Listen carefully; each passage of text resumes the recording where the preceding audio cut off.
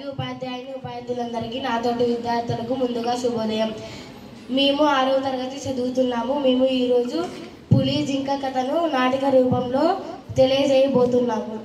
Guide teacher వాణి madam. అనగనగా ఒక అడవిలో పులి ఉండేది. పులి అలా వెళ్తుండగా జింకను చూసింది.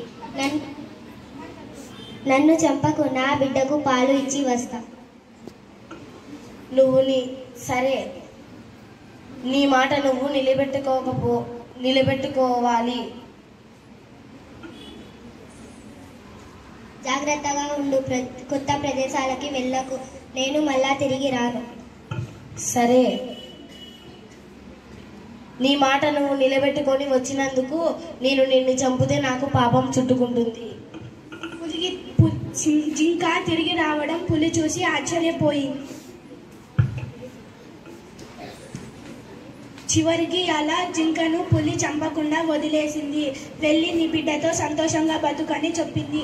ఈ కథలోని మేము తెలుసుకున్న నీతి, ఈ కథ ద్వారా సత్యాన్ని మాట్లాడడం, సత్యాన్ని ఆచరించడం వల్ల సత్యం మనల్ని ఎల్లప్పుడూ రక్షిస్తుందని మేము తెలుసుకున్నాము. ఇంతటి అవకాశం ఇచ్చిన ప్రధానోపాధ్యాయులకి ధన్యవాదాలు.